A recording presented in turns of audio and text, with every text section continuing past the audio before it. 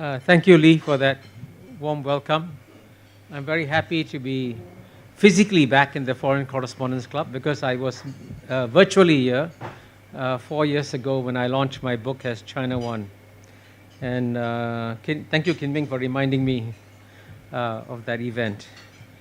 Now, I have about 10 minutes to discuss the structural strengths and weaknesses of the United States and China. That's going to be a challenge, right? But at the same time, I want to do it because I do see a great tragedy unfolding over the next 10 years. And this great tragedy, of course, is the great acceleration of the contest between the United States and China. It's very, very dangerous to make predictions about the future. The future always surprises us. But in my mind, there's no question at all that this contest between US and China will accelerate because there's a very strong group of very powerful people in Washington, D.C. who believe that the United States has about 10 years to stop China, and he will go all out to ensure that China doesn't become number one. And as you know, even Kamala Harris said in her remarks recently, I'm going to make sure that the United States wins the contest. So that's reaffirmation that that's happening. And if there's one thing I'd like to do over the next 10 years is see what we can do to contain, manage the fallout from this contest, which will affect all of us. But one way of doing so, I hope, is to get both sides to understand each other better and to understand the strengths and weaknesses of each other and therefore maybe deal with each other in a more realistic fashion. So what I propose to do today, given the limited time, I'm going to describe 3 big strengths that China has, 3 big strengths that the US has, and then 2 weaknesses or disadvantages China has, and the 2 disadvantages that the US has in this contest between the US and China. And I'm sorry that given the shortage of time, I won't have time to elaborate on these points, but I hope I will leave them as points for you to think about as when we come to the Q&A. Now, the first and most obvious strength of China is that it represents the world's oldest continuous civilization. Now, if you've had a 4,000-year track record of handling all kinds of crises, there's no question that China will also handle this crisis with the United States. It's another big challenge. China has faced many challenges. It will face this one too. And I emphasize the fact that China has been the world's oldest continuous civilization because it's shocking how few Americans are aware of this. Indeed, when the US Congress set up a committee on the contest between the United States and China, they said something like, it's a committee to manage the strategic contest between the United States of America and the Chinese Communist Party. This is not a contest against a communist party.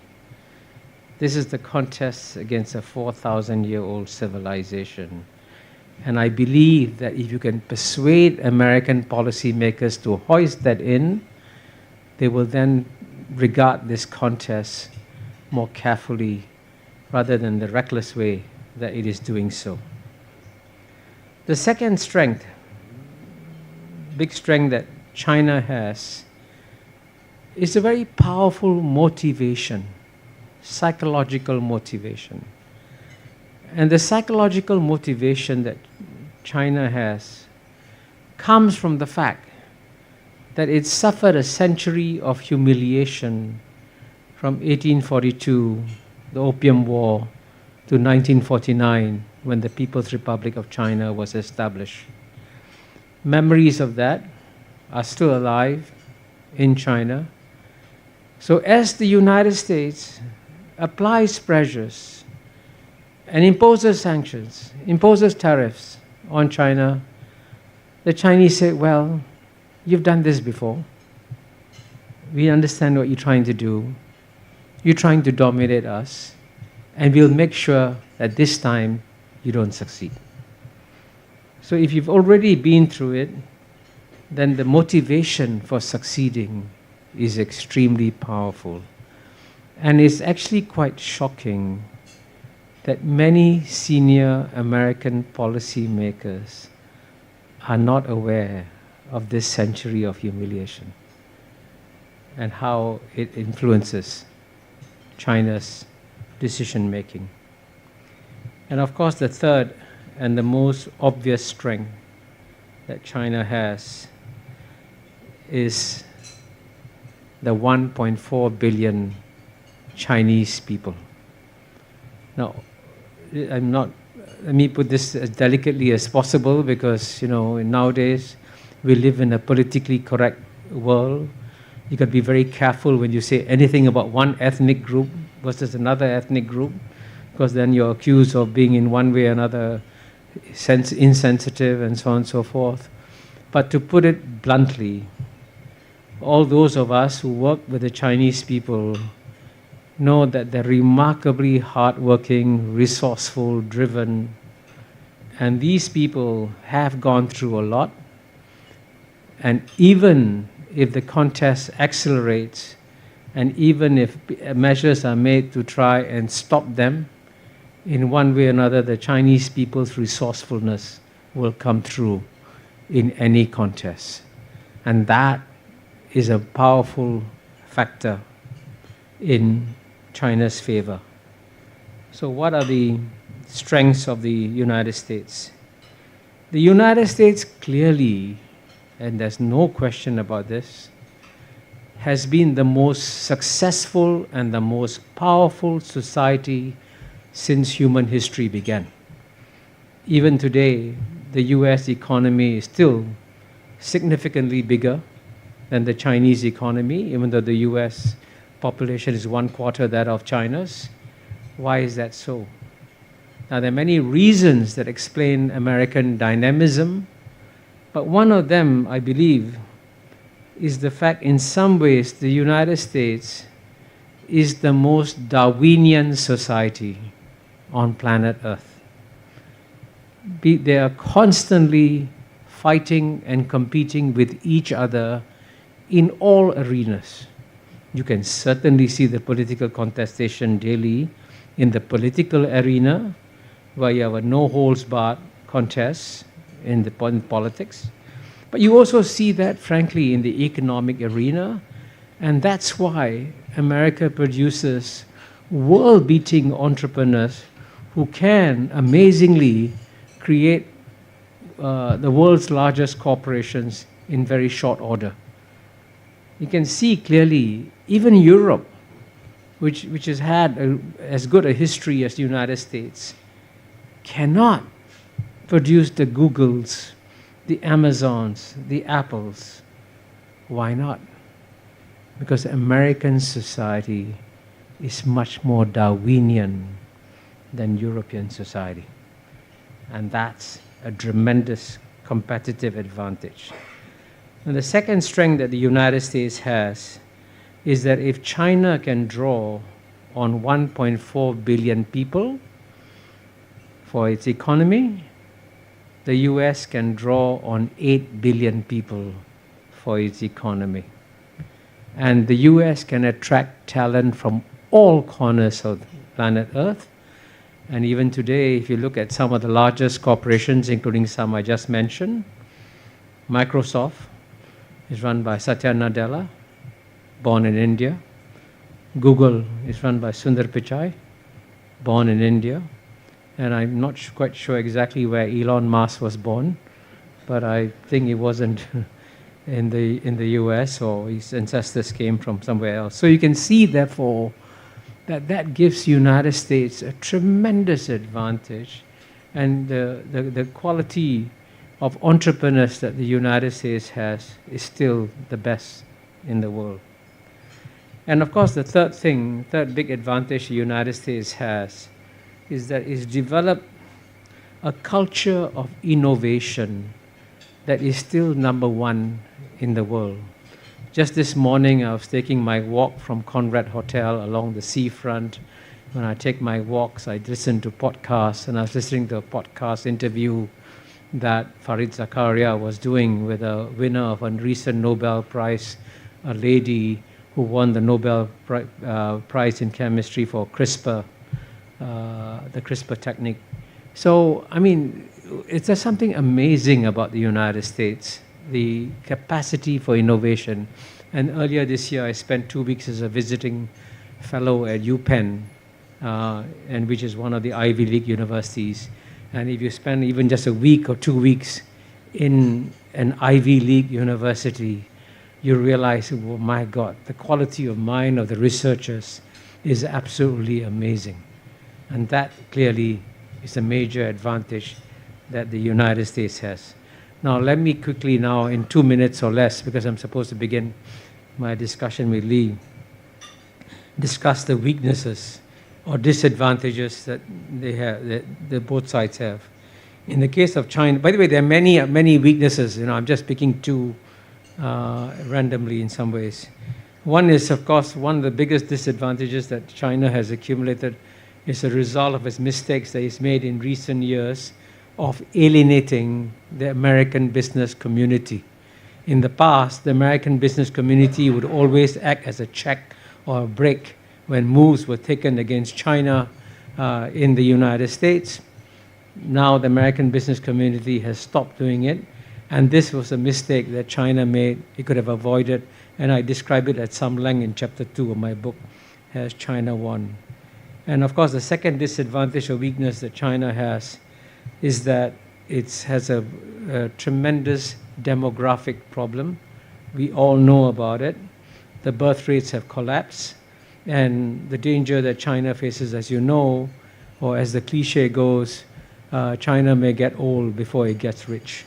So that's going to be a handicapping factor. Although I would say also, we can discuss in the Q&A, there are ways and means that China can manage the demographic challenge.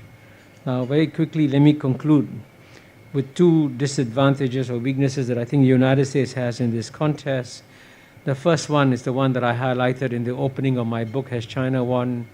That United States has launched a contest against China without working out a comprehensive long-term strategy. And anyone who studies history knows that if you decide to go into a contest with another power and you don't have a strategy, you're shooting yourself in the foot. And I say this with some confidence because the person who gave me this insight was Henry Kissinger in a one-on-one conversation that I had with him twice in 2018 and then in 2022, a year before he died. And then the second weakness that the United States has is that it has become functionally a plutocracy.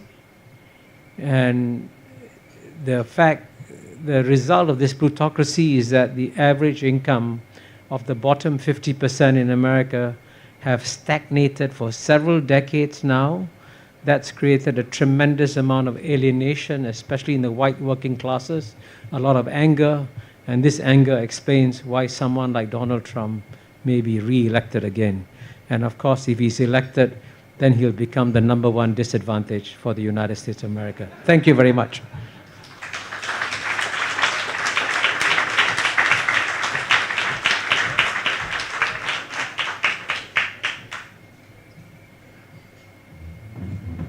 Hello, testing. Thank you, Professor Mahbubani. I'm going to jump straight into it.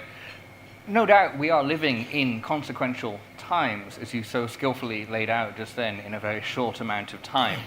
I've also heard you talk an even bigger game than that, Professor. A few weeks ago, you said in public remarks that, quote, the next 10 years will possibly be the most exciting 10 years since human history began in the field of geopolitics. Just the last century in human history, we saw the Second World War, the fall of the Soviet Union, to name just a couple.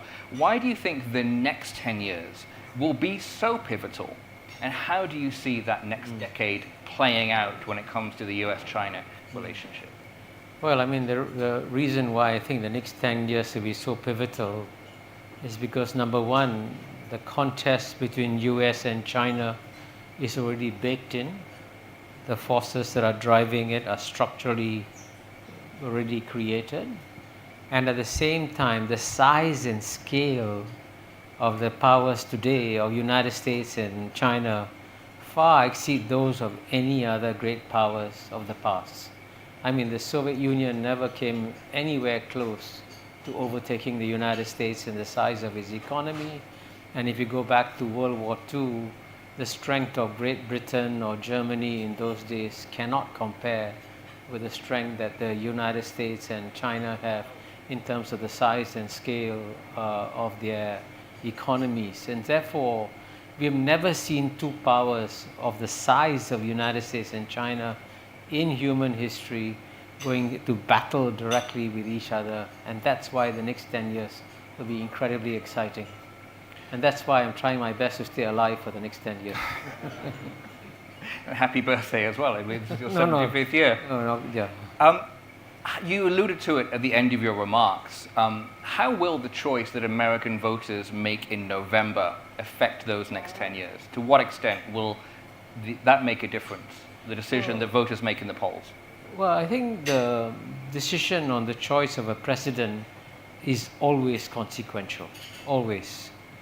And certainly history will flow differently depending on whether or not Trump is selected or Kamala Harris is selected. But one key point I need to emphasize is regardless of who's selected, the contest will continue. But how the contest is managed and be played out will be different. But the contest will continue. And you could have a discussion as to who will be better for China. In some ways probably Kamala Harris may be better for China because she'll be more predictable. And I don't think she'll be as dangerous on Taiwan as Trump could be. As you know, Trump's former Secretary of State, Mike Pompeo, actually gave a speech saying that the US should recognize Taiwan as an independent country. Now that's a declaration of war, clearly. And it's amazing that he said so. So if he comes back, he could be very dangerous. But on the other hand, Trump, as you know, could alienate so many countries in the world that people will be rushing to China for comfort. So, it's hard to say who will be better or worse for China. What we can say for sure is the next decade will be consequential, to say the least. A few days ago, you were speaking at an event hosted by the Hong Kong Chinese. You seem to follow my speeches. My research professor. And a few days ago, you've been in Hong Kong for over a week, I believe. You spoke at the Hong Kong Chinese Importers and Exporters Association. Today, to our audience, you spoke about strengths and weaknesses of China and the US. And in this speech, you spoke about three structural forces that are driving the turbulence in the US-China relationship. The first being what you describe as the ironclad rule, that the number one power will always want to stop the number two power, dethroning it. The third being the ideological battle. The second is, as you yourself admitted in the speech, somewhat politically incorrect. The second structural force you mentioned, and please forgive me, I'm quoting directly, is, quote, the fear of the yellow peril. You quote. Said it. I did, which you said has deep historical roots, is very real, and affects how US policy is formulated. Can you expand a little bit on that? Are you saying that US policy is formulated based partly on ethnocentricity at best or xenophobia at worst? What were the nature of your comments? Yeah, you're right. This is actually a very politically incorrect subject that will get both you and me into trouble, especially if we were in an American campus discussing the fear of the yellow peril. But I do believe that if you're a sort of objective social scientist, you have to acknowledge that the yellow peril exists. It's been buried there in the Western imagination since the Mongols almost conquered Europe about 800 years ago. And it's, as you know, it's surfaced in Western literature and Fu Manchu and other characterizations. I can tell you something you should all go and do some research on. I lived in New York in the 1980s as ambassador to the UN At that time, the yellow peril wasn't China, it was Japan. And I remember reading a novel about the Japanese. It stunned me. It described the Japanese people as these cruel, evil, yellow people who were trying to undermine the white race. I mean, that's actually, I read the novel. But if anybody has any doubts that the yellow peril exists in the American imagination, please remember that the United States Congress passed a piece of legislation called the Chinese Racial Exclusion Act. Chinese Racial Exclusion Act in the 1890s. Now, if that's not a fear, the yellow peril, I don't know what is, you know. And I emphasize that dimension because I'm trying very hard to persuade the United States and China to behave rationally towards each other. But if you are driven by an emotional fear, which is deep and dark, then frankly, you may do things that are crazy. And that's why I want to surface this emotional dimension. I want it to be understood, dissected, and analyzed so we can say, are you seriously being influenced by your emotion or your reason in this contest against China?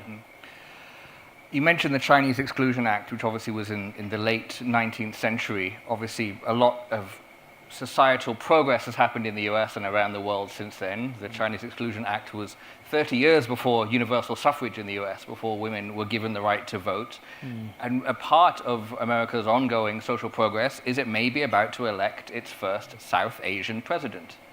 How would that change this interpretation of, and this force that you think you're postulating is at play in US foreign policy conversations? Yeah, well, you're right. I mean, the United States is an amazing society. I think before Kamala Harris, the fact that Barack Obama was elected was a tremendous source of inspiration to people all around the world. I remember I felt very excited and inspired when the United States elected a first black African American president, Barack Obama. So United States has the capacity to do that.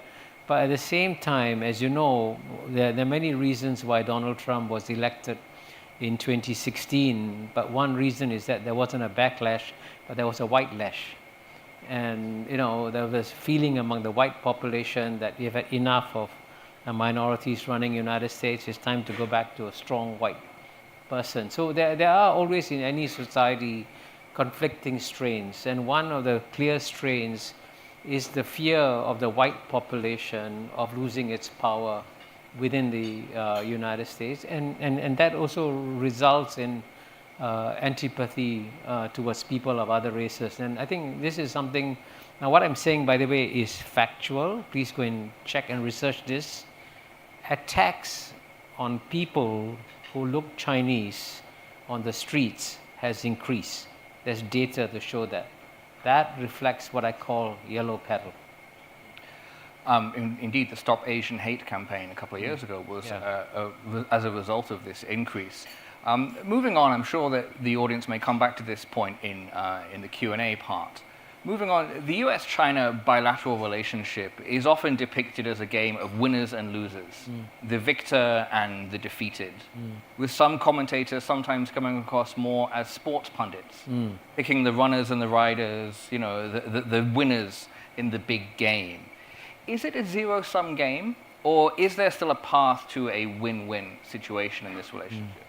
Well, I firmly believe that there's a path towards a win-win solution, which is why I conclude my book, Has China Won, in the concluding chapter with what I call the 5 non-contradictions between the United States and China. And frankly, you don't have to be a rocket scientist to realize that United States can grow and thrive and succeed, and China can rise and grow and thrive and succeed without necessarily having to bring each other down, you know. And one of the problems here, which is of course a very large issue, geopolitics is still driven by concepts and metaphors that come from 19th century battlefields where it was all a zero-sum game, especially within the powers in Europe. But we are no longer in the 19th century, we're in the 21st century. And in the 21st century, if you're a reasonably educated human being, you have to realize that the priority number one for the human race is to save planet Earth, because if planet Earth goes, that goes to human race. You don't have planet B to go to. So if we were rational, intelligent human beings, we should all be coming together, including US and China, to first save planet Earth. But what's amazing is that we actually may end up in a situation where the United States may re-elect a man, Donald Trump, who actually doesn't even believe in climate change, which is shocking, right? So the fact that the world's most educated society can elect a complete ignoramus on the greatest threat facing humanity is a sign that the world is in trouble. You've spoken quite a bit over this last week that you've been in Hong Kong on a number of different subjects. So I want to, as we're speaking at the Foreign Correspondents Club, ask you a couple of questions that relate to the media.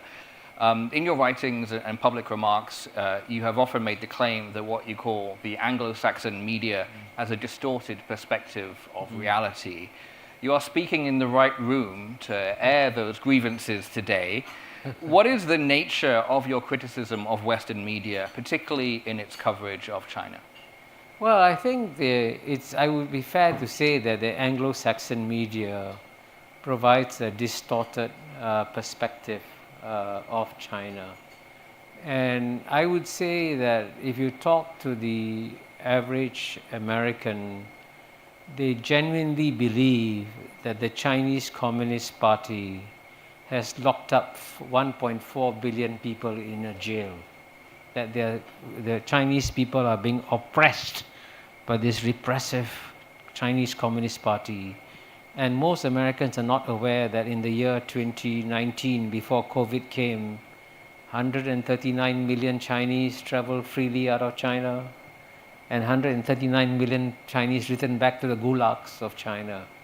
There's something wrong with these Chinese people. They voluntarily return to gulags, you know. So, you know, the impression that Chinese society is a gulag is created by the Anglo-Saxon media, which only gives a negative coverage of what's happening in China and doesn't describe all the positive developments.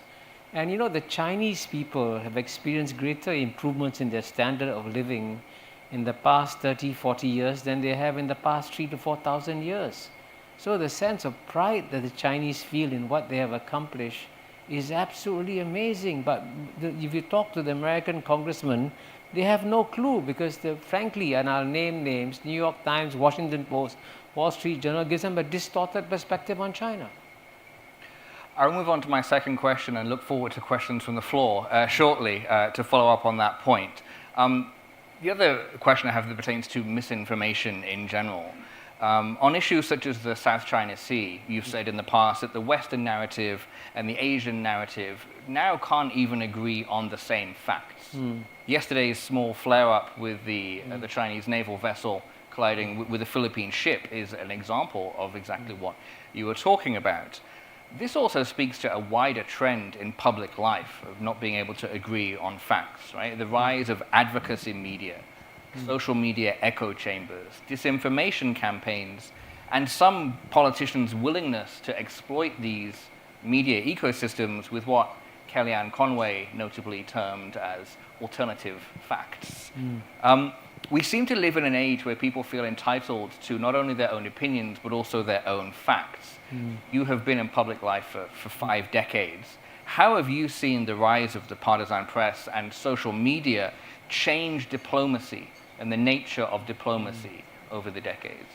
Well, I mean, definitely in the age of social media, you're definitely getting much more untruths circulating more widely, and it's going to be a big problem for all of us. The search for truth is going to become harder and harder. That's a reality. But, you know, there are 2 dimensions of the problem. One is social media, which is unregulated, which is the problem.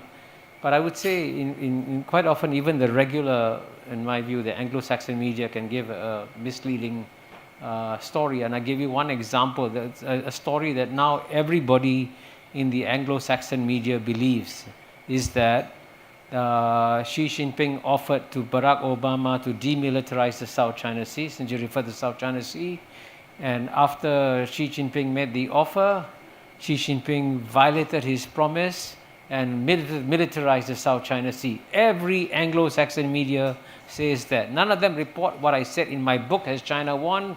I had lunch with a former American ambassador to China, Stapleton Roy. I have his permission to cite him and know him. Stapleton Roy said that when Xi Jinping made that offer to Barack Obama should have shaken his hand and said, let's do it, let's demilitarize the South China Sea. But instead, there was no acceptance of that offer, and the United States stepped up its naval patrols in the South China Sea, rejecting Xi Jinping's offer. So who violated that promise? Was it Xi Jinping? Was it the United States? And the American ambassador is telling me, no, it wasn't Xi Jinping. It was the United States' failure to accept that offer. So that is a fact, but that fact never gets reported.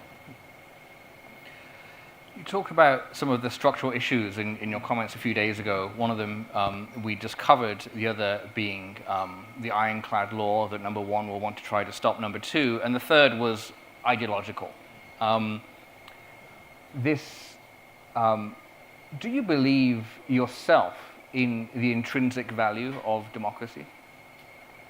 Yes, I think, frankly, there will be a long-run evolution towards, different kinds of ways of managing one's societies. And I think at the end of the day, most countries will pick in one way or another democratic systems, because as you educate your population, the population wants to have a greater say in running the government, and therefore you'll move towards democracy. But what you will not get is not necessarily a convergence to the Western liberal democracies, because Western liberal democracies today are in serious trouble. This is something that's also not widely accepted here. I'm glad that Martin Wolf of the Financial Times has come out with a book called The Crisis of Democratic Capitalism. Look at his book, even the first chapter, and he'll point out to serious structural flaws that have developed in democracy. So when the West goes through its worship of democracy, it is actually doing democracy a lot of damage, because democracy is a very difficult political system to manage. And the warnings of why it's difficult to manage was given to us over 2,000 years ago by Plato. He warned us of populists. We didn't listen to his advice, and Donald Trump came back. To misquote Winston Churchill, democracy being the worst form of government apart from all the other ones. That's right. Professor, I'm going to ask one final question before I open it up to the floor. Today's talk hasn't been about you, but you have recently published your memoir, which you were kind enough to sign some copies of before the talk, Living the Asian Century, an undiplomatic memoir, the writing of which no doubt entailed a lot of looking back and personal reflection. In retrospect, looking back at your career thus far, what do you think is the most important lesson that you have learned in your 50 years of public life that relates to what we've been speaking about today? Well, I mean, the big lesson I learned about geopolitics is that it's a very cold, calculating, dangerous business. And in much of the discussions on geopolitics tends to be very naive. And the belief that countries are doing X or Y because they believe in certain principles or values. Principles and values I discovered after 2 years in the UN Security Council are irrelevant. Countries are driven by cold, hard interests. And that's the primary thing. And if we drop our illusions about geopolitics, then you realize you will manage geopolitics in a much better way. And I can say in my book, what I try to do is pay tribute to the three founding fathers of Singapore, Lee Kuan Yew, Goh Keng Swee, Rajaratnam, because they were amazingly brilliant. I speak as someone who has shaken hands of many world leaders. I mean, Ronald Reagan, George H.W. Bush, Henry Kissinger, Brzezinski. I know the quality of mind of these leaders, but the quality of mind of the founding generation of Singapore leaders was amazing. And I only realized that now on reflection. So one of the goals of my book is to make Singaporeans aware that you have no idea how lucky you were to have these leaders. We have about 10 minutes. Professor Mahbubani has a hard stop at 1:30 for another engagement. A microphone will be going around. If you have a question, please raise your hand do identify yourself before asking your question, and please keep your question to one question. The gentleman over there. Hi, thank you, Prof. Mapubani.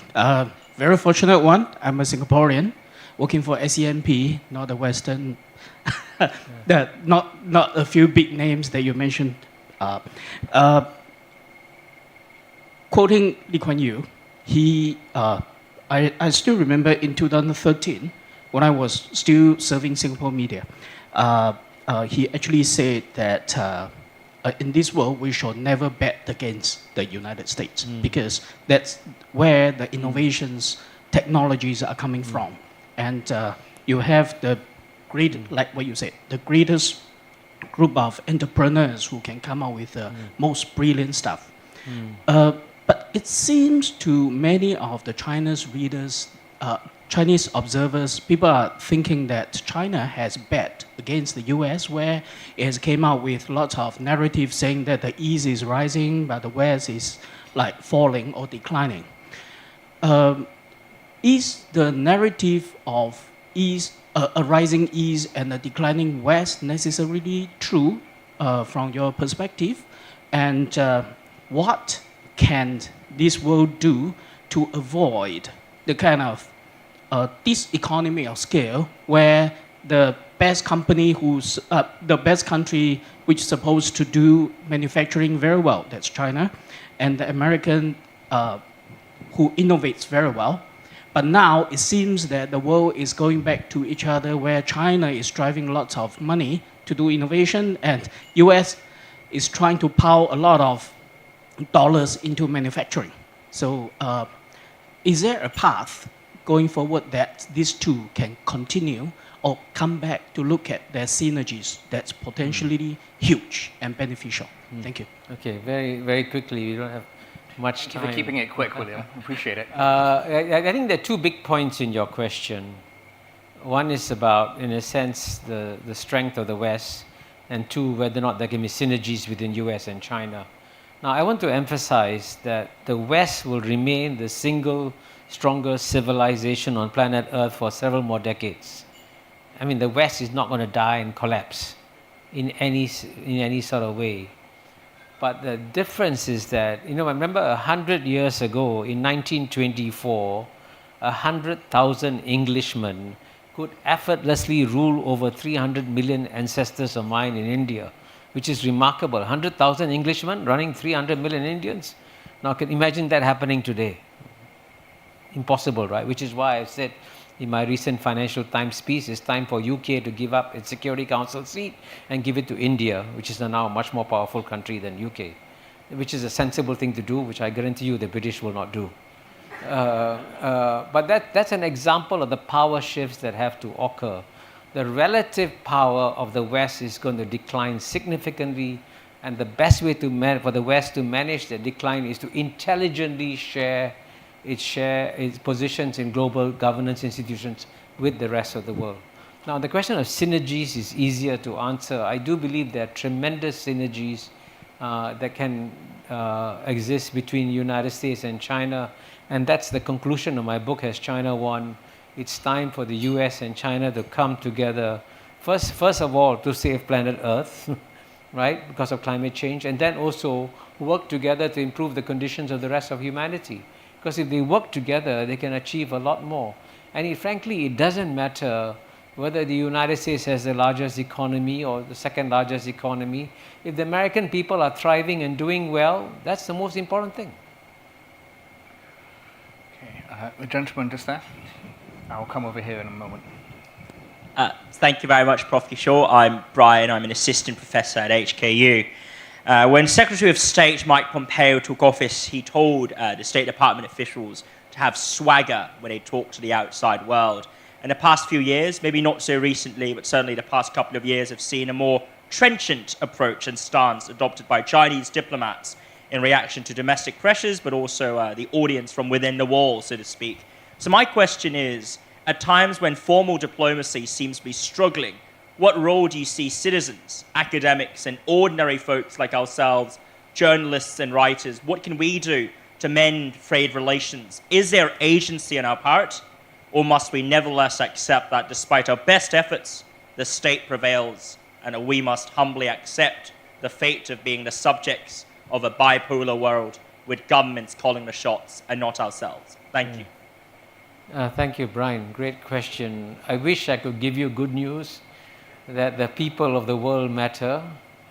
Unfortunately, the one trend I've seen, there was a time, maybe post-Cold War, when you had the impression, especially after Francis Fukuyama's essay, that civil society, NGOs, and all could make a difference. But there has been a tremendous power shift away from civil society towards governments, and certainly at a time of great contestation, I can tell you that even in the United States, is by the way the most freest, most democratic society on planet Earth. You can say anything you want in the United States, okay? Even in that society, people who want to say something rational or reasonable on China get punished. So they self-censor their remarks on China. So if you can have self-censorship on a big scale in the United States of America when it comes to dealing with China or other issues, including Gaza and others, then it's a different world. And therefore, the role of governments is going to become more important. And therefore, it's much more important to persuade governments of what is the right thing to do. We have time for one more question, two if we're quick. Back there, next to the wall. Thank you. Some of us are concerned that the Chinese leader seems to be postponing his retirement indefinitely. Would you mind just commenting on that fact, please? Well, I mean, if you look at the history of East Asia, the countries that have successfully transformed themselves from what I call third world economy to first world economy have always had leaders who stayed in office for quite long. South Korea, Park Chung-hee. If you look at territory like Taiwan, Chiang Ching-kuo. And certainly if you look at Singapore, Lee Kuan Yew. So there's a certain phases in the development of societies where having continuity of strong leadership makes a big difference. And by the way, in the British parliamentary system, you can stay on as a leader for 30 years if you win the elections and so on and so forth. So at the end of the day, length in office is not what matters. It's what you do with that length in office, whether or not you transform your society and leave behind something that is positive. And I'll give you another example. And this obviously you can see is a much more controversial example. One of the great mysteries to me is how Indonesia has emerged as the world's most successful Islamic democracy in the world. I mean, it's quite remarkable. They've had 3 peaceful transitions now, SBY, Jokowi to Prabowo. What happened? And the remarkable part of the answer is because they had a dictator like Suharto for so long who actually improved the economic situation of the people at the bottom, raised their standard of living significantly, which then developed the middle class, which then developed the democracy that you see. So having leaders in office over a long time, if they do the wrong thing, if they do the right thing, can have a positive effect on the countries. Thank you. Let's squeeze in one final question. There's the hand up. Let's do the gentleman back there. Philip Bowring, journalist. You present a very bipolar view of the world, US against China. But both of those countries are, in fact, in relative decline against quite a number of other countries, notably India, and including, in fact, as you just mentioned, Indonesia. So is your view not far too simplistic and takes no account, in particular, of India, which now has the largest population, and certainly, although far behind China at the moment in industrial capability, has ability to catch up, just as China caught up in the years between 1990 and 2010. So how do you see India's role in this bipolar world that you otherwise present? Well, I'm happy to inform you I agree with you. I mean, given the shortage of time, you have to simplify things. But I can assure you that I guarantee you that in the next 10, 20, 30 years, we are clearly moving to a multipolar world. And in that multipolar world, India will be the third most independent pole. Right now, by the way, just so that you understand the relativities, if the United States is about 24 trillion and China is 17, 18 trillion, India is still 3.6, 3.8 trillion. So India is still way behind. India will catch up, and certainly by 2050, India will be number 2 or number 3 in the world, clearly in the same league. But that will take some time. Over the next 10 years, India will not be participating as much as a third pole because it's still way behind. But over time, and we are moving to a multipolar world. And I also want to emphasize that many countries in the global south, including countries like, say, Brazil or South Africa and the BRICS countries, are going to step up and play a bigger role on the world. And if you want to understand the world that is coming, I describe it in 3 M words. Okay, so it's going to be a 3 M world. It'll be multi-civilizational. There'll be many successful civilizations. It'll be multipolar. There'll be many powers. And you notice, for example, like even in the Ukraine war, it's striking that 85% of the world's population has not imposed sanctions on Russia. That's a very incredible statistic that shows that this global south is making its own decisions. And the third M is multilateral. And what we have to do actually is strengthen multilateral institutions if we're going to take care of our common global problems. So I agree with you, it'll be a very complicated world coming. But over the next 10 years, I would focus on US, China, and then get ready for a different world.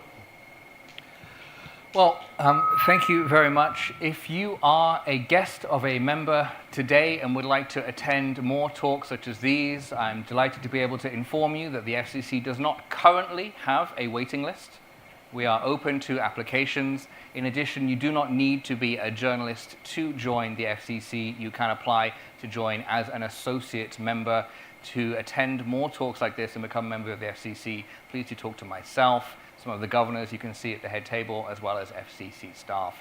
All that's left for me to do is to pass on my sincere thanks to Professor Kishore Mahbubani for coming and addressing our questions today and speaking with us. Professor, thank you. Thank you. Thank you. Thank you very much. Thank you. Pleasure. Thank you.